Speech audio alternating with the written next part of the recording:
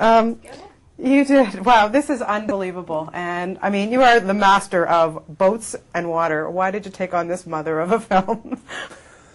Well, because of exactly that, you know. if I'm a master of these things, or maybe I hit it one more time. No, the real reason was, after I was first reluctant to really do one more, but I really was interested by the idea. It has, of course, very much to do also with our world of disaster right now. I mean, that you say, wait a moment. We are also afraid now about things happen like 9/11 or tsunami or things like that. So it's very in our consciousness. The feeling of the world is sort of endangered by horrible disasters. And I think if you think about that as a filmmaker, make a film, and the Poseidon idea came up, and that is interesting because it's for the first time it's real people. It's not just specialists who are into like fishermen or submarines. It's us. And we just. And the most dramatic thing is, like in our life, we just have a good time, and they have even a better time. They are celebrating. They are New Year's Eve, and so, and all of a sudden, wham! Right in that comes the disaster, the most horrible disaster you can imagine. The whole world for 4,000 people is gone. Is overturned. Nothing is the way it was, and that's I thought was interesting to now see. And lead a group of these people through disaster and through survival within a disaster concept. I thought that was interesting. How hard is it to keep the balance between these amazing special effects and this great disaster, and then keeping the story and keeping us interested in the characters? It is hard. It's always difficult to balance that out. And my idea here was, because we have to add one thing, that's urgency, because the ship is sinking. The problem is here, as soon as it's turned over, it's not like, aha, now it's sitting there, now we can play all sort of interesting adventures or things. No, the ship is sinking, slowly but surely sinking. So you have about maybe 90 minutes, and in real time now we play it. It's from that moment to the very end, it's real time. The ship sinks in about 90 minutes. And to keep that pulse going, that you cannot just stop and have, of course, let's sit together now, talk a little bit about where you come from and where I come from and blah, blah, blah. I mean, the usual stops on the road cannot do. So the pulsating kind of energy of a sinking ship, the drama has to go. And that, I think, is tricky to really balance that you have enough things to peel off the characters within the action so they come alive. Yeah. What an amazing cast, really. A nice eclectic bunch of actors, you know. And I was just wondering who, at the end of the day, really surprised you or impressed you, going, well, wow. Oh, I just don't want to pick somebody else. I mean, let's say surprised me from a unexpected way. For example, Richard Dreyfuss, who we all love and respect for all his great talent he has.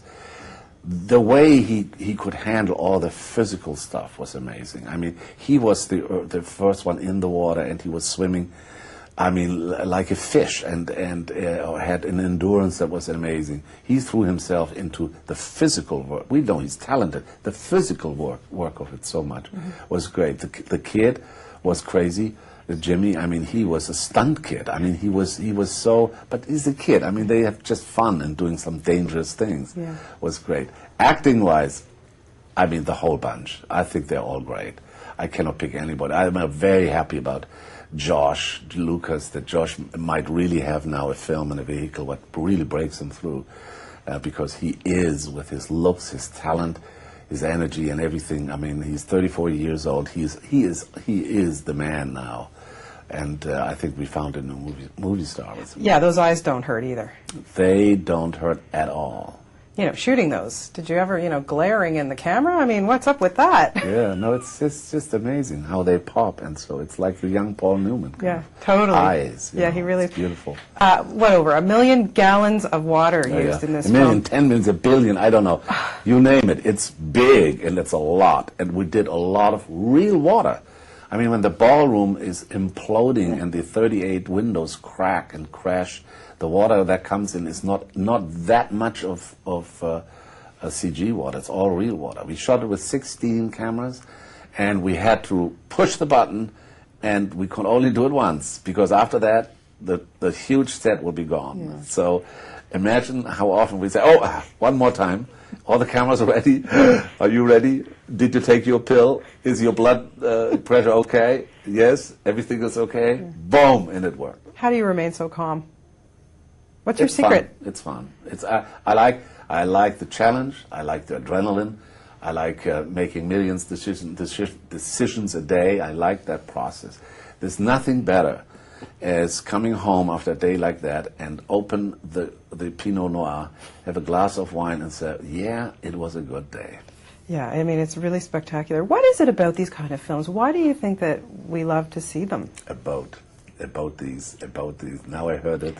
I know. I'm sorry, it's that Canadian Canadian accent. thing. So what is about my... Das Boot, about, but I don't know. It's what is about Das Boot? Yeah. Good thing I didn't interview you for that movie. But no, why do we? I mean, I remember as a kid, I loved going to the Towering Inferno and Earthquake and Poseidon Adventure. Me too. Mm-hmm. My God, they were my favorite films. I couldn't wait for them. And then, but especially in this day and age with what goes on, but we still clamor to these types of films. Yes. Why?